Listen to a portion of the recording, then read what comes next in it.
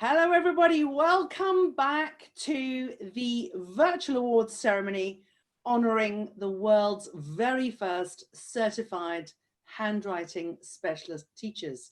My name is Melanie Harwood and my business partner here with me is Denise Meissner, who is a world-renowned occupational therapist.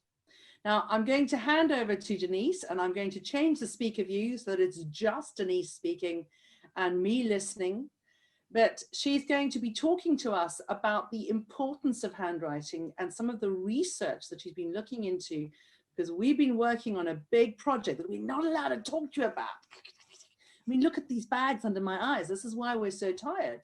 And Denise looks like a supermodel. But, you know, we've been working, Denise and I have been putting in some major hours on a project that we are working on to we've put together a consortium of universities and government agencies in Europe, and we're going to be looking at a project that is going to be looking at core competencies. Does our Educate Global carbon footprint buster challenge, does it achieve the core competences? And there are a whole lot of other things involved in it as well. I'm not going to bore you to tears, but that's what we've been working on. And we discovered something very interesting, everybody. As we were doing our research and looking at what the EU was asking for, Denise is going to tell you just what she found. So I'm going to hand over to Denise, and she is going to blind us with science. Welcome, Denise. Well, thank you for having me. And as you all know, I'm an occupational therapist and I've worked in the United States and I volunteer over here in the UK with Harvard Education. And my son has autism, so I get to have all kinds of avenues for looking up information that's useful, not useful, maybe useful. But what we found when we were working with the competencies for the EU, I noticed that there were statistics about literacy and maths and such dropping off. The levels were decreasing in ability for students and also adults.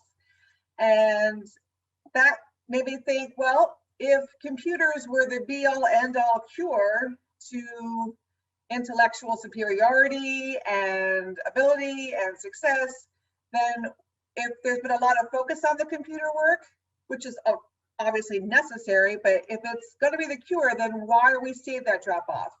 And Melanie and I know from previous research that handwriting is the key for reading, maths, thinking, learning, and memory, and reframing information, processing information so that you can generate innovative solutions and ideas.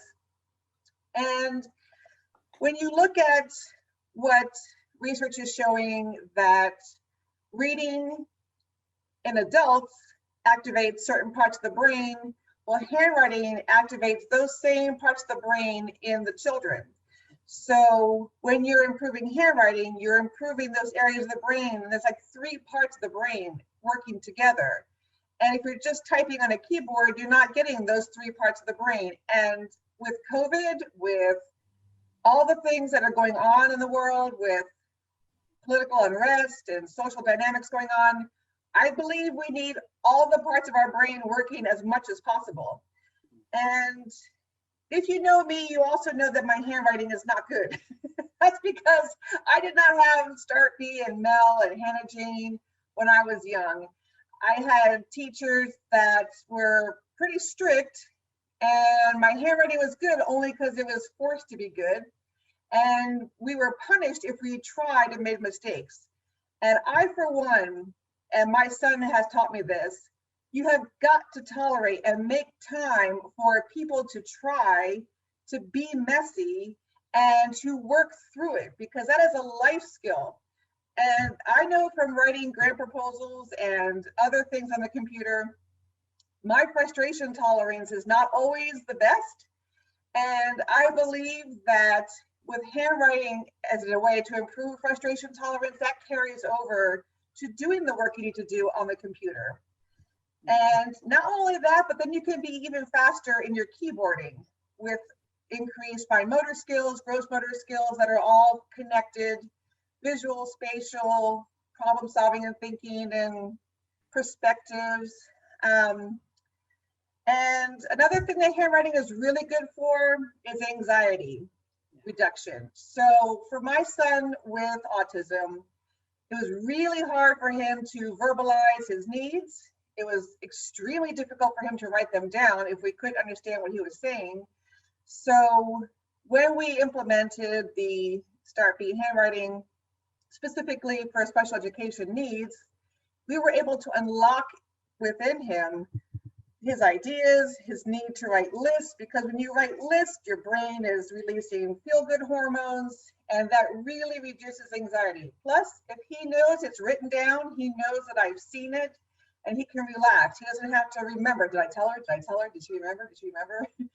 And on and on and on. So once it's written down, and we have piles of lists, and it got to the point where we filled our, garage with mega bags of paper that we had to eventually take out to recycle.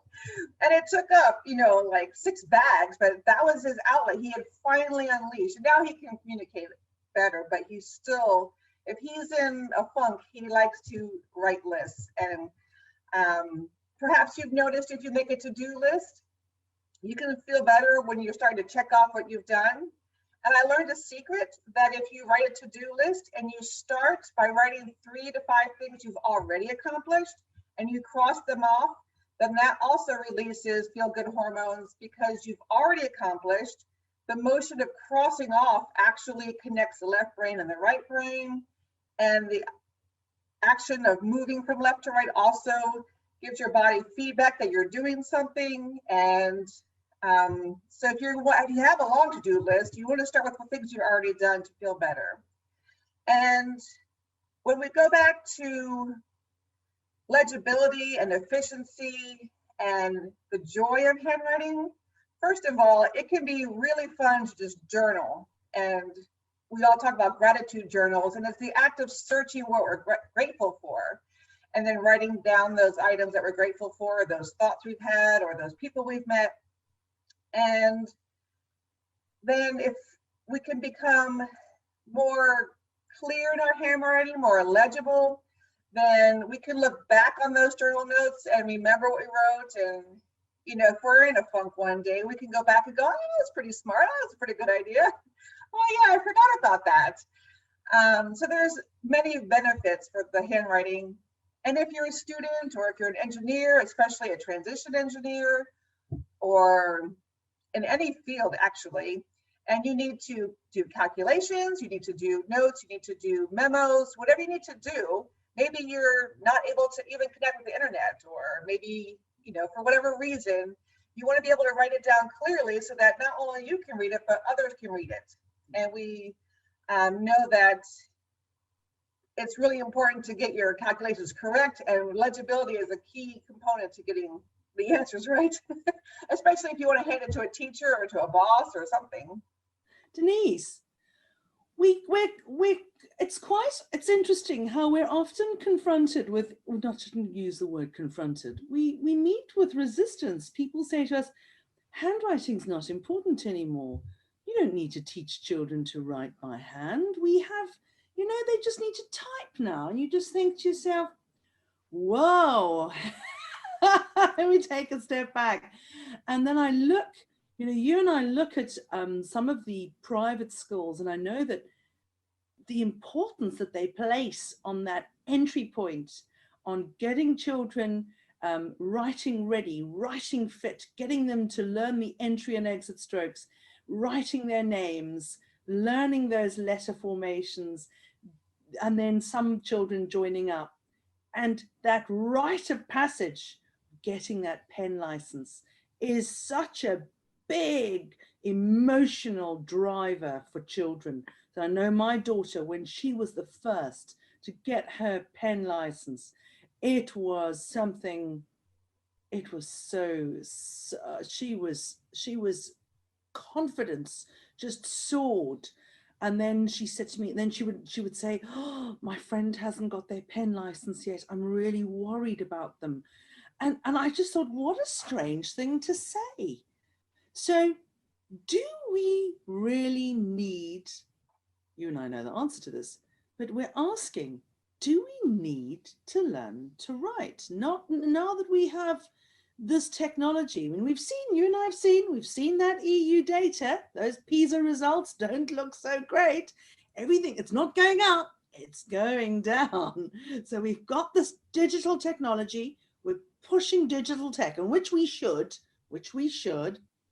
but those core skills, those core literacy skills are going down. So something is amiss.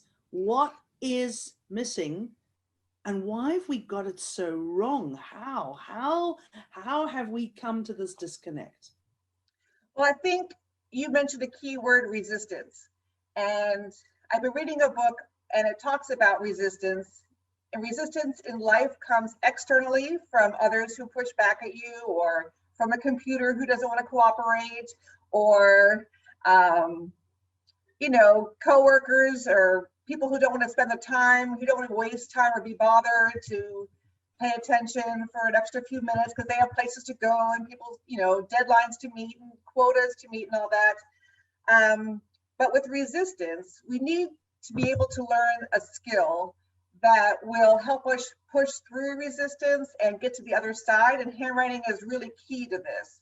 And I think just as important as it is for the student to be allowed the time to go through and work through resistance, which carries over in other areas, adults need to hang on a minute, allow for that resistance to have some time to work through, because if they can conquer that dragon in that time, then they can more easily conquer future dragons. And I think it's a time saver, ultimately. And the other point, if we have technology versus our hands, think about surgeons. I had surgery a few years ago and I had a choice of our surgeon doing it with his hands, or I could have gone to a surgeon who used a robot.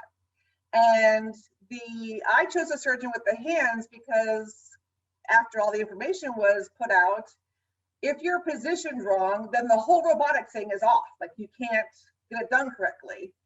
And that pretty much wipes out the entire surgery. Whereas the surgeon can use his hands, he can, use the other hands of the other nurses, etc., to make sure everything is in place, make sure everything is happening, adjust to anything that might come up, which a robot might not be able to do. A robot might just be able to do the exact surgery, but the physician can make adjustments on the fly.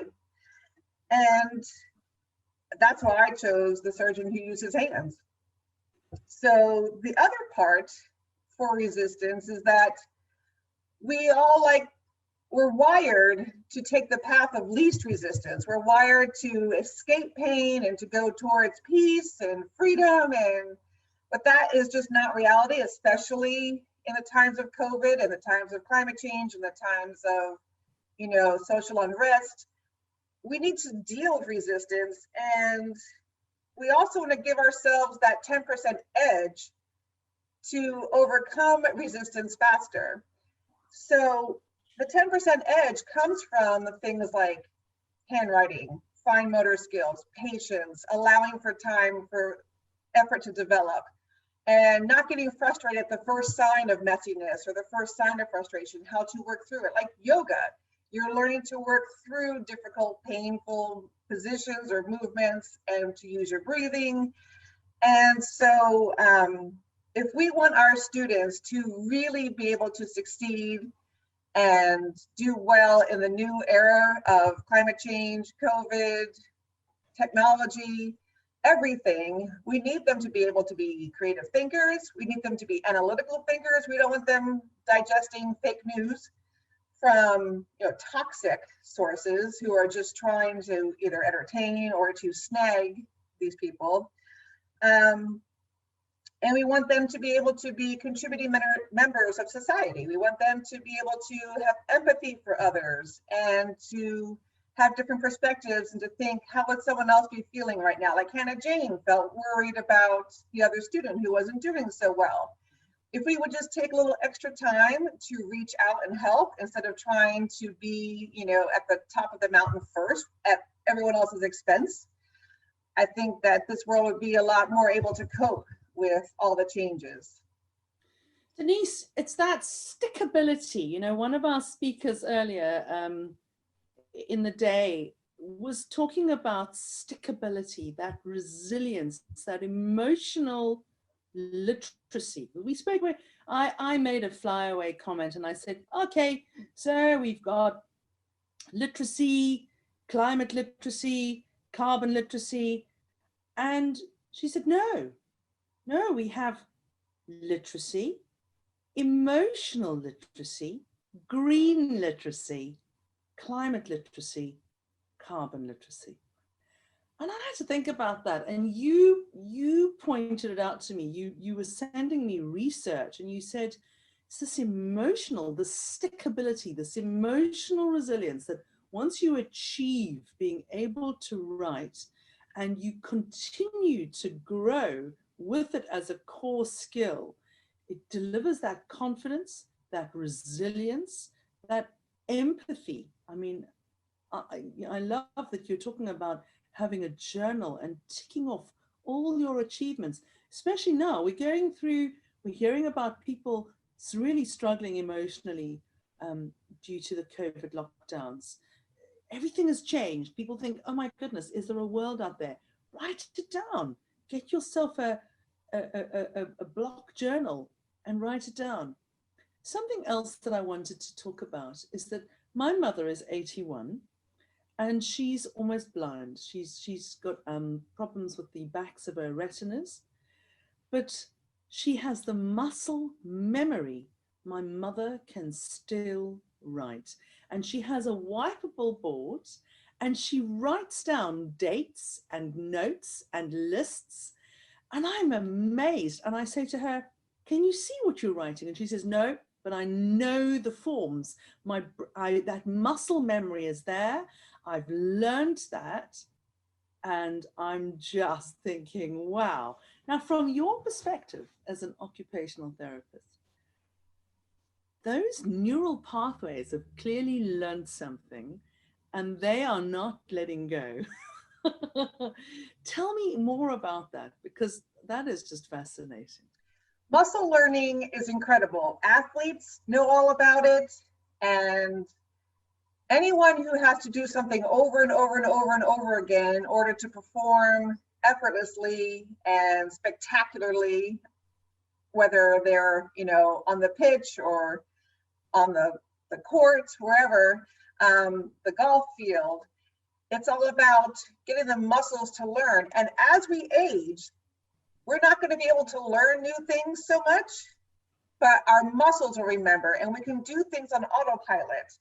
So just like we would teach a child to crawl and then to walk and then to run, they're going to be able to, do better at the higher level skills because they have the foundation.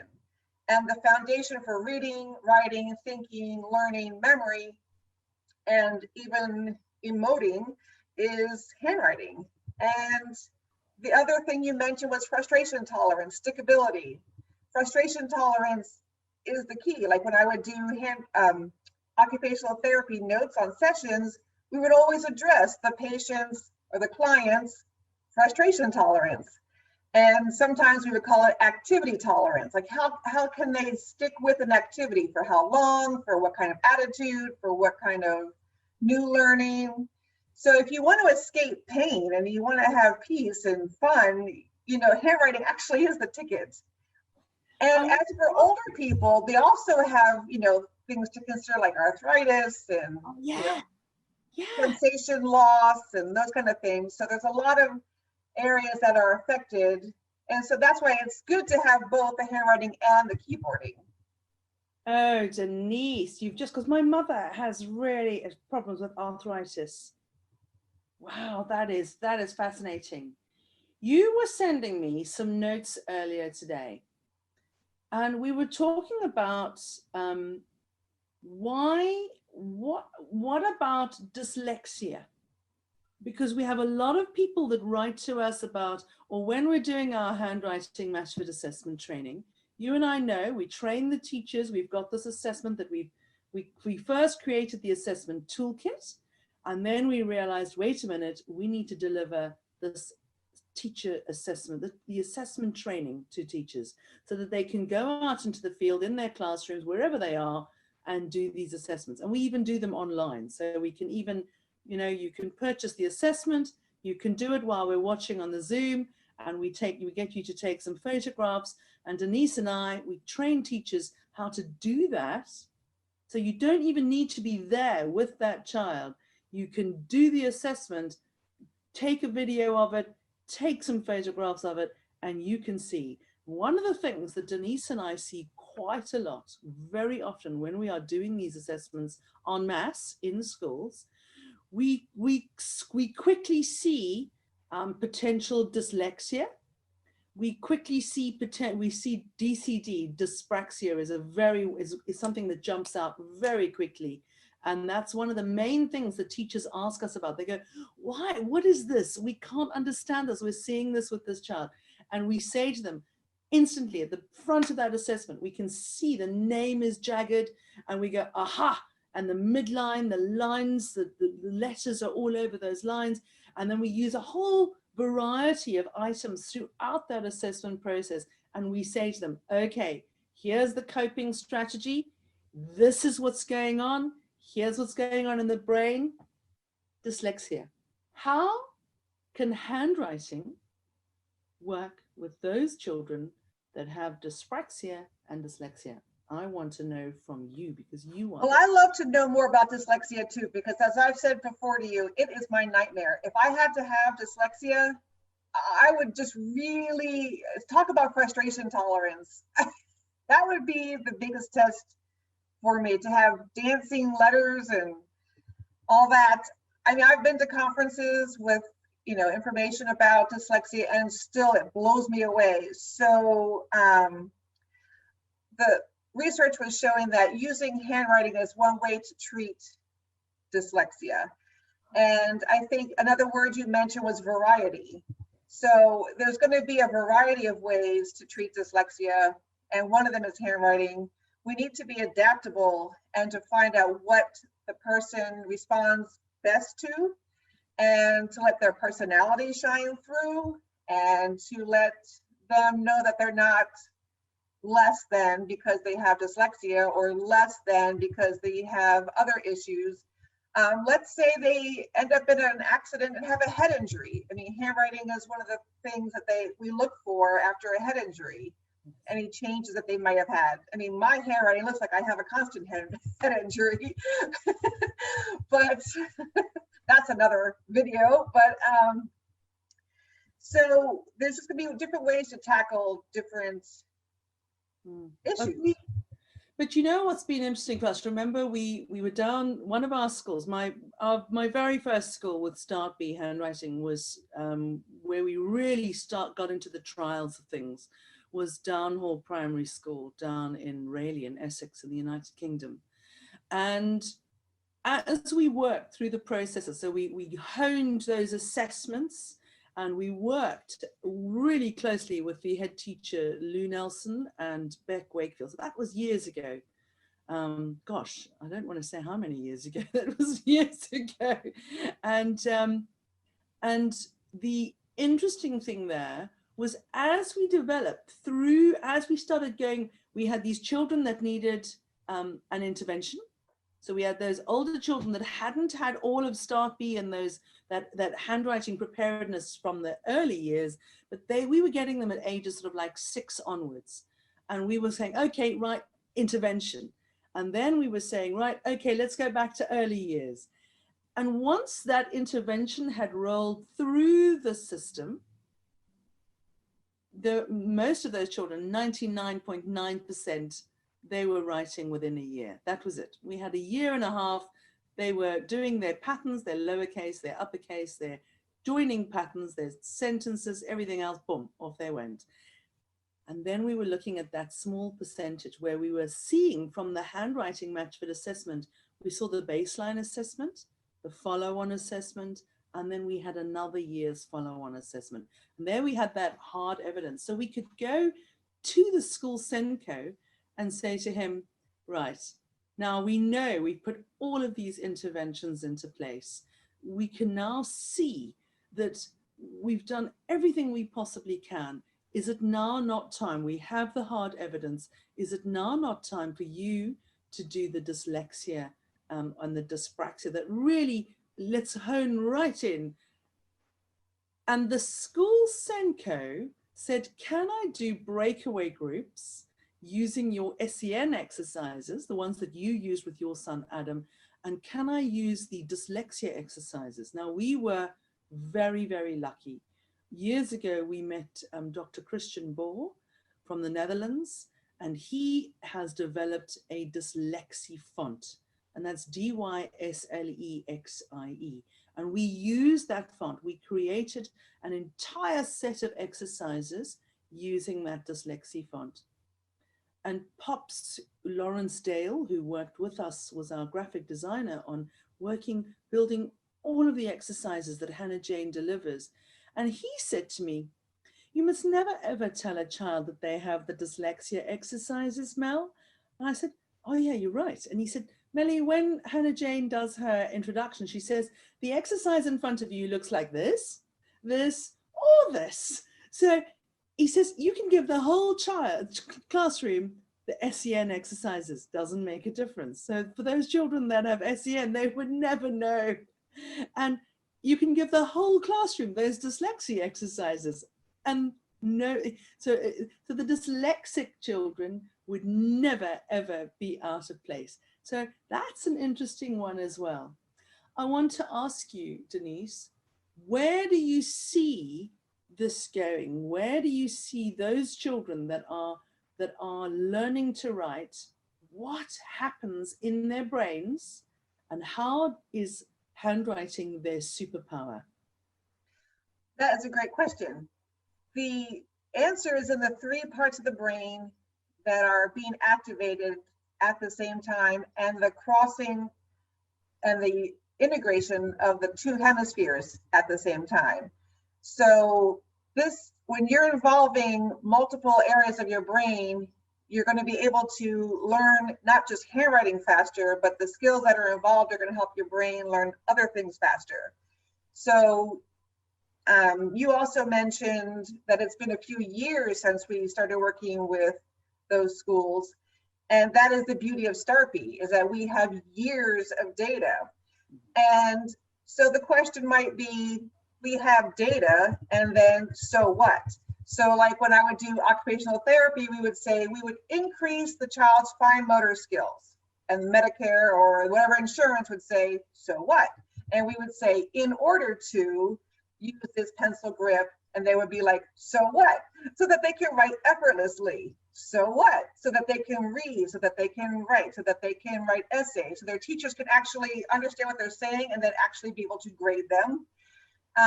Then, so you can't just say, well, we're going to increase their strength, because so what? You're going to have to do it in order to get something. So we have all this data.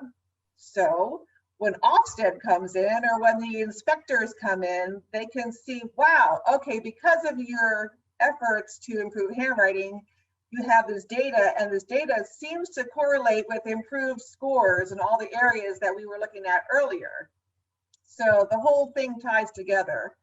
And, you know, when you think about doing an activity in isolation, you want to also help it to apply and generalize to other areas of that child's life. And then when they become, you know, successful and they're older and adults, they'll remember that one teacher that was their favorite, and they'll probably be that teacher. It's so, do you know what? I regret, I mean, they say you shouldn't have regrets. I regret that we didn't get, I know we applied for an EEF funding, Education Endowment Fund. We applied with Hertfordshire University years ago. When we first came up, I know when I said, you know, it's all well and good for us to have this method, for me to have built STARPy, to have devised it, to conceptualize it, and to work with Pops, I call him Pops, Lawrence Dale was my graphic designer and my creative partner to design those exercises, and then to film Hannah Jane teaching the children. I still said, no, that's all well and good, but we need evidence. And I wish that we'd achieved that EEF funding so that we could have, when we wanted to build that toolkit, that we could have assessed all that data, all that evidence from then till now. My word, that would have been incredible. But it's never too late. I mean, you and I have been now, after we've done this funding bid for the EU Horizon 2020 project with our consortium that we're working on with Educate Global, you came back and you said, look at this information that we've been looking at, the core competences. Look at how everything is going down. It doesn't correlate. It's not going up, it's going down. Why is it going down? And then we looked at each other and you said, I know, it's because you can't walk unless you learn to crawl. And I said to you, oh, handwriting, Denise. And then you came back a day later and you said, okay, we need to now really take this handwriting assessment training and this assessment toolkit, and we need to start assessing in schools around the world and start correlating what happens when you deliver handwriting lessons to a very high standard, and you can assess for those learning barriers and those potential roadblocks. We call them roadblocks. You know, when you and I look at those assessment booklets and we go, huh, DCD, huh. And then you look at them and you go, huh, look at that, hypermobile fingers, oh. And then we can say to the teachers and the parents, here's a pencil, here's a pen, these are the exercises, let's work through Hannah Jane's lessons with her, get you writing fit, get you, legible and fluent. We need to be following that child's data, not just with the handwriting match fit assessment. We want to see their creativity. We want to see their deeper cognitive thinking. We want to see their digital competences. We should be looking at everything, shouldn't we? We should. And just think of the scientists and the inventors and the business owners who have scribbled something down on a napkin at lunch or wherever they were, and it turned into something monumental. The other thing about handwriting is it is a very low-tech, excellent, easy way for adults to give that undivided attention to the children. And undivided attention is one of the key ingredients to a successful relationship with your child or with your colleagues or whoever you're working with or living with. Undivided attention is one of the #1 key ingredients. So why not go low tech and do handwriting, and then, see what kind of fun you can create? Because when you start an activity, you're opening up chances for other little bits to happen that you never would have seen or experienced if you hadn't tried. Denise, you created an amazing program for SEN teachers for SEN schools called Crosslinks. How does handwriting feed into your Crosslinks program? Well, that's a really good question, because each of the 6 modules has 5 steps in it. So there will be 30 steps. And within each module, I have a list, and it just has, 1, 2, 3, 4, 5 with blank lines. And then I ask you to write down your thoughts, your ideas, your concerns, whatever that were brought up as you went through that module. And we talk about writing a couple of things that you've already done, like a coping skill or something you've looked up as a resource to help you learn how to deal with an issue that your children might be bringing up, and to help you gain perspective. So each section literally has a place for you to handwrite yourself some notes, and then you can reflect back on and see what you were able to discover, what you were able to accomplish, what still needs to happen. And then you can bring it to your staff and doing some debriefing moments or some teacher planning sessions. And even those pupil-centered sessions, you can apply it there as well, because you can say, if you think about your child or your pupil as your ticket to terrific, we call it, then instead of having to be, oh my gosh, what else does this child want me to learn?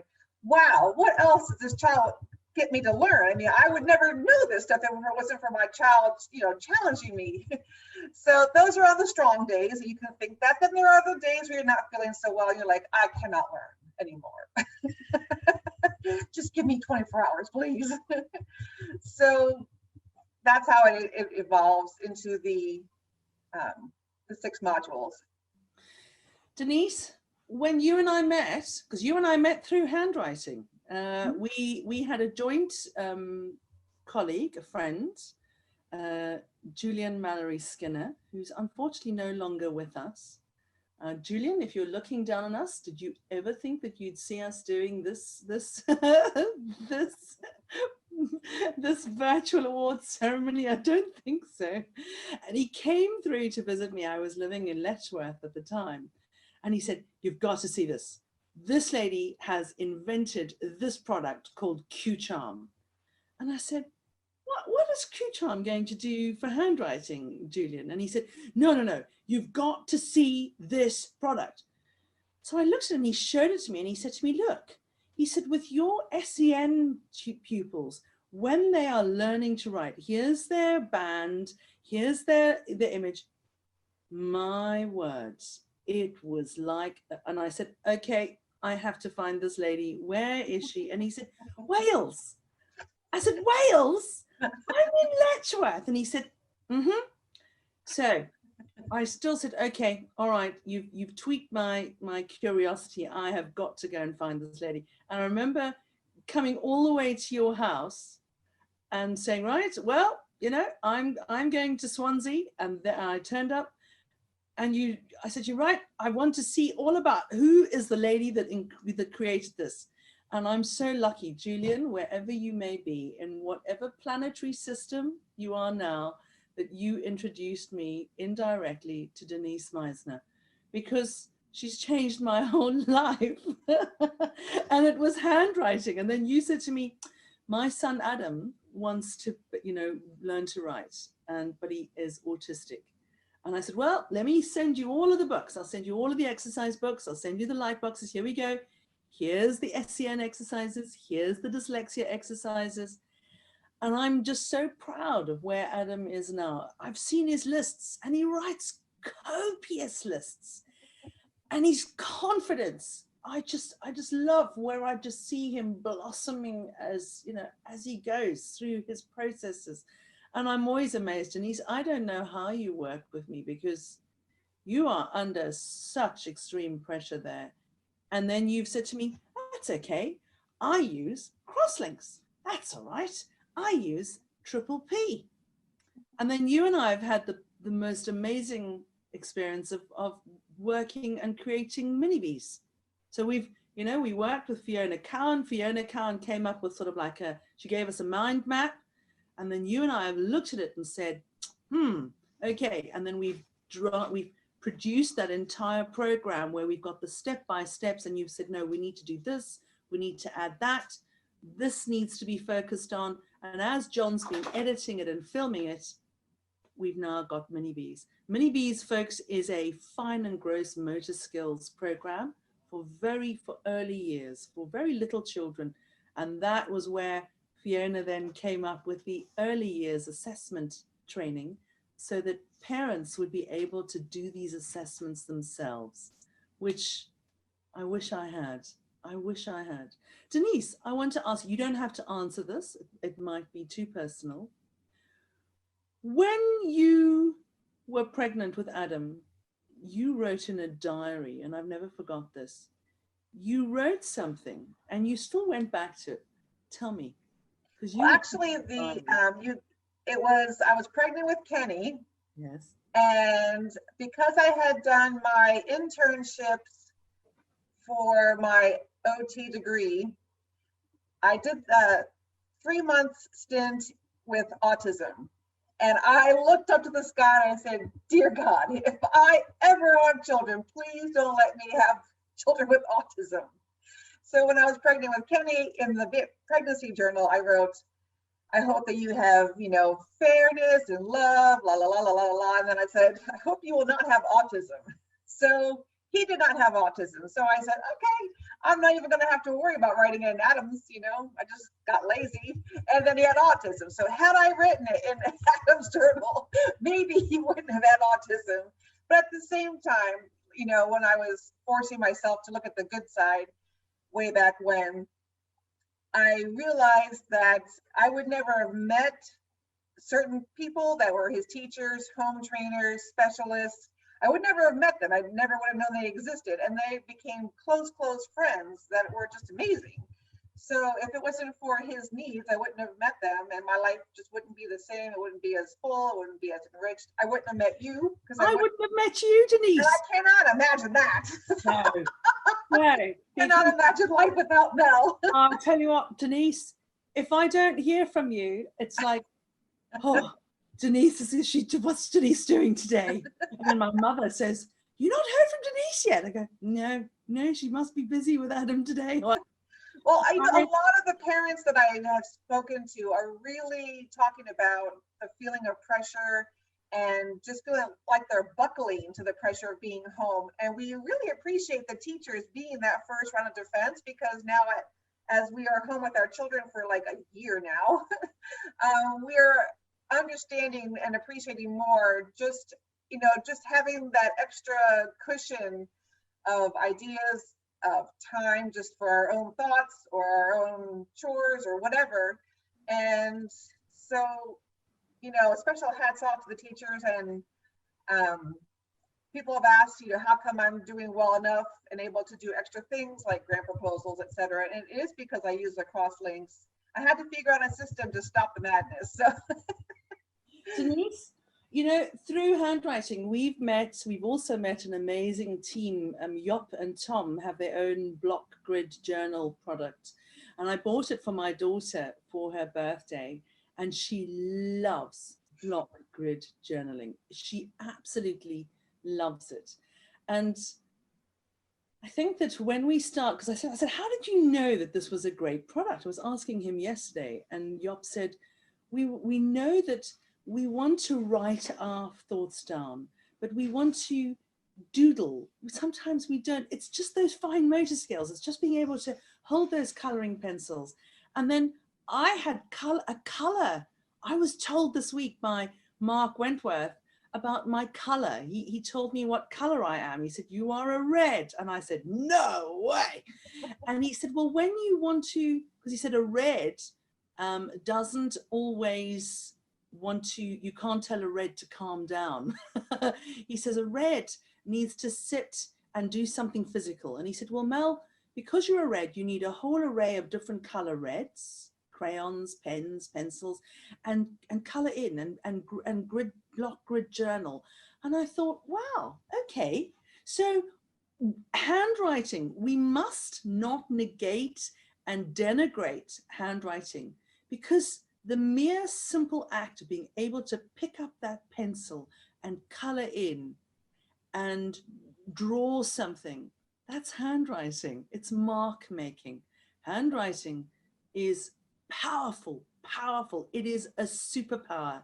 And as a parent or an aunt or an uncle or a family member or a carer or a grandparent, handwriting is the one thing. If Denise and I can give any message to anybody today listening to this or watching this, handwriting is a superpower that is even more powerful than Red Bull. It doesn't just give you wings, it gives you deeper cognitive thinking.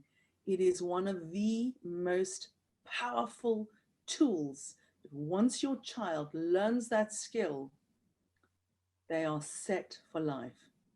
Everything else falls into place. What are your thoughts, Denise? Well, you mentioned doodling and art and colors, and obviously there is a need for that, because look at the marketplace is full of those adult coloring books, right? So, and then there's calligraphy and just different ways to pass the time. I mean, we've been in lockdown, pretty, strict lockdown for a while. And so, you got to think of colors and how they affect your mood, and how the act of writing and coloring, it helps you focus on what you're doing at the moment rather than stressing out about your job loss or your kids or your finances or whatever. I mean, those things will still be there, but you'll at least have had a time to build up your resilience and recharge your battery through something fun, something engaging. People do, rock climbing for the same reason, so you can focus on what's in front of you. And the Stoics say, do what's in front of you and don't worry about everything else, because that's just beyond your control. So handwriting is something that you actually can control, and it is directly in front of you, and that's so healthy for you. Denise, where to from here? What are we up to next? We're delivering a training. We did say this year, you and I know we were, I don't know, how did we get ourselves into this, because last year you and I decided to help the UK, all schools in the United Kingdom, and we wanted to give our handwriting assessment to every school in the United Kingdom. We said, okay, we've developed this. I know that my husband, John, was not happy. He said, you can't give it away. And I said, no, because this is unprecedented. We are in times that we've never experienced this. And we approached the Department for Education. We filled in those 83 pages of online forms, and they came back and said, no, thank you. And then we said, And being the resilience that we are, Denise and I have stickability, folks. This handwriting is really something, because we just never give up. Never. We get a little bit down sometimes and we go, oh, I'm not going to do this. I can't carry on. And then Denise says, I'm in, y'all. Come on, let's go. I've got to get a t-shirt. I'll explain that to you all in a little while. And what we did was we approached Fiona Khan, one of our head teachers that we love working with. And we said, Fiona, we're going to be writing an email. And it's going to be going as if it comes from you. And she said, no, you're not going to do that. And Denise said, yeah, I've already written it. I'm really good at copywriting. And she's drafted this email. And Fiona says, you can't put that out as if it's me. We said, yeah, we're going to do that. So she says, let me check it first. So she says, oh, no, that's okay. She says, you're giving me a lot of glory here. We said, yeah, well, head teachers listen to head teachers. We're sending this email out to every single school in the United Kingdom. And off it went. And the phone calls that came in the next day, over the next few days, we had emails coming in. Fiona said to me, Mel, all these emails, Denise, what have you done? And it was schools, head teachers contacting her and contacting us going, are you seriously giving us this training for free? And we said, yes, it's yours, take it. And then we had a school in the UAE and in Dubai contact us and say, you've given that, we've seen this article in the newspaper that these 3 ladies have given £47 million worth of teacher training to every school in the United Kingdom. Could we have that training? So I said, yeah, okay, no problem. So we gave it to the school. And then when they came back and they said, can we have some deep dives with you? And we never thought, you and I said, oh, that's fine. And then they brought in the first 100 teachers. And I thought, oh, hang on a minute. And then the next 100 teachers 2 hours later. And then the literacy lead said, okay, 3-hour deep. And I said to you, Denise, we've done like 30 hours of deep dives here.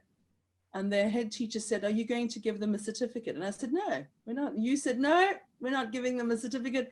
They have to prove they can do the assessment. We want to see it.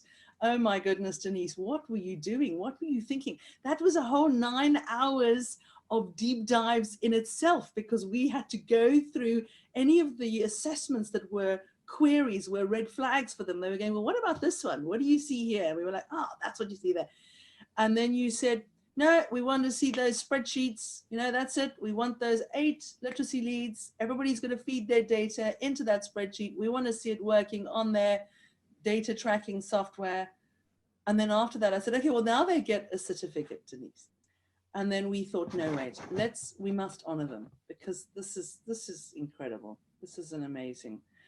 And we knew, you said to me, what do we do when more schools want this training from us? And I said, we're not going to be able to do that this year, because that was, I mean, that was like almost £1 million worth of training.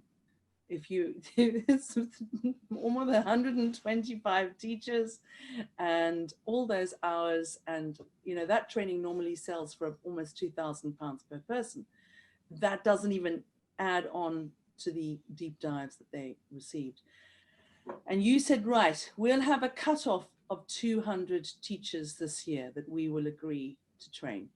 So that's what we've done. We are honoring these very first certified handwriting specialist teachers. We're going to go one step further, or two steps further. Denise and I are going to be building a master's degree course in handwriting, the science of handwriting and the psychology of handwriting. And then we're going to be doing a PhD course in the same subject, because we feel that we want to see doctors of handwriting all around the world. And it is possible. I know that teachers are very, very busy, but for those of you that are newly qualified teachers, or you're thinking of becoming a senior leadership team member, this is the way in. Do the handwriting assessment training with us, understand how you assess handwriting, what it delivers. Let's start doing those research projects. We will most certainly be applying for funding. Denise has been looking into it already, and we're going to be looking at research projects around the world in many languages as to what handwriting and the assessment of handwriting, how it transforms the delivery of teaching in a school, and how it transforms the academic and emotional outcomes of those children as we follow their processes, those deeper cognitive thinkers that we know handwriting delivers. And I know Denise is going to say, what about digital skills? Because Denise always tells me, she says, handwriting is the precursor to strong and confident digital skills. So core competencies, those, you always say to me, it's about the brain. And I say to you, how? I don't understand. Tell me before we go, why is handwriting a precursor to strong keyboarding skills? What is it? Well, it involves your visual perceptual part of the brain. It involves your language part of the brain. It involves your non-dominant and dominant part of the brain. It involves the executive functioning part of your brain. And it pretty much involves the sensory motor part, where you're getting the feedback from the paper up your arm back up to the brain.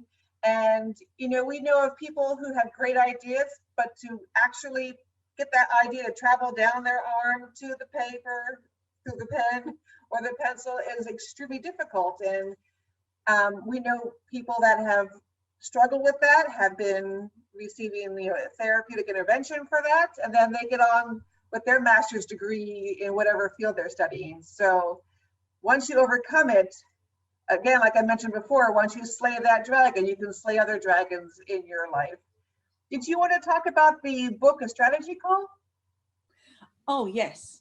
So if you've made your way through all of this, please, on the page below, or if you're on the podcast, there will be a link to the page. I must remember to add that. Please remind me, Denise. Go through and you can book a strategy call. If you're a head teacher or a teacher that wants to do the training, please book a 15-minute strategy call with us, and we will have a look-see at how we will include you. We are only going to be delivering this to 200 teachers, and those places are already being booked up pretty super fast already. So we must only do 200 this year, because Denise and I are going to be full on, flat on this other project that we're going to working on with the EU and with our consortium, doing research in the core competencies that climate literacy and carbon literacy deliver to children and communities and their families and society. So that's what we're going to be doing. If you want to do this, if you found this fascinating, There is so much that we haven't even scratched the surface with. I mean, we've been working on this for years now. Denise and I have been throwing ourselves right into the deep end with handwriting, and there's more that we haven't even discovered yet. And I know that if you are really interested in this subject, do the handwriting assessment training with us, do those deep dives with us, and let's start working towards that master's degree together, that PhD. Our planet needs doctors of handwriting that are going to go and do further research, their own research.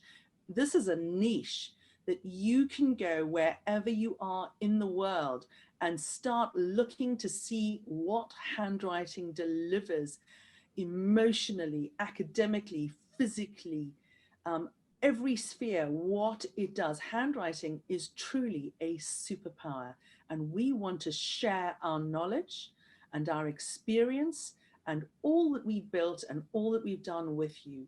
We cannot hang on to all of our knowledge and say it's mine, my precious, be like a golem. Denise and I have a little standing joke about golems.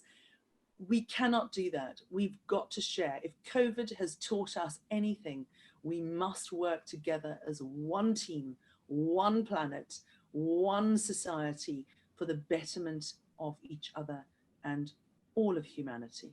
The other thing that COVID has shown us is that the tricks that we may have pulled and the shortcuts we may have taken as a whole may have worked before the pandemic, but the pandemic has shown the big giant gaps that the shortcuts have created or not been able to cope with. So it's time to fill in the gap. I've lost Denise. And to close the gap between I lost you. You were there. It's time to fill in the gaps. Yeah, we're filling in the gaps between those who have a ton and those who have none. And one of the ways is through handwriting, literacy, reading, maths, and the whole gamut. Oh, yes, folks. If you think that handwriting is not important, if you want to lead and succeed and thrive, you need to be able to write, and you need to be able to have those core competences that handwriting then feeds out and you blossom. You know, we looked at those American debates. What were those leaders holding in front of them? They did not have iPads or laptops or phones. They each had a notepad and 2 pens, and it didn't matter if you were on the left or the right, Republican, Democrat, it's the same. If you want to lead, you need to be able to write, because writing gets your ideas, gets your thoughts, gets everything honed. And that's what they were doing. I was watching Kamala Harris and Mike Pence writing notes. As the one spoke, the other one wrote. As the other one spoke, the other one wrote. They were condensing and putting their own notes down as reminders and burning them into their brains, saying, I need to comment on this. I need to make a note about this. I know when I write notes, I refer back to my notes. And I can have meetings, and I can see when I'm having meetings, I see folks that want to pick my brain sometimes. I can see they're furiously writing notes about all the ideas. And then I think, yeah, but you don't know, Denise and I might just change our minds next week. Anyway, we are loving this. We've thoroughly enjoyed putting this handwriting awards ceremony together. It's taken a few weeks, actually, I think it's been about 2-3 months we've been working on this. We've loved it. We've loved working with these teachers, these very, very special teachers. And we can't wait to see what happens and how they change hundreds and thousands of lives. Because that's what happens. That's what handwriting does. And when you teach it well, it's a game changer. So thank you for Denise. Thank you for joining me and for your skills. And I can't thank you enough for being my business partner and for always being there. And I don't always get the chance to say that. Trailblazing and just being the fearless leader of our pack. Oh, well, I love it when Adam says, look at my list, look at my list. Nothing makes me feel better than that. So we'll have many, many other talks in the near future. When we do another one of these, we will speak about some of the research that's going to be coming out, what these teachers are discovering, and all that we're going to be doing over the next year. Absolutely looking at research. If there's anybody listening that has a university somewhere that wants to partner with us, or you want to join a consortium with us, please do not hesitate to get in touch with Denise and I. You can get in touch with us at info@harwoodeducation.com. That's info, I-N-F-O, at Harwood Education, HARWOOD EDUCATION.com. Get in touch with us. We love to work with you wherever you are in the world. Let's connect with these schools. Let's do this research, and let's show the world how important that missing ingredient is. And all it is learning how to put a pen to a paper and learning those marks. Have an amazing day, everybody. And wherever you are, we love it. See you all soon. See you on the other side. Bye. Bye, everybody.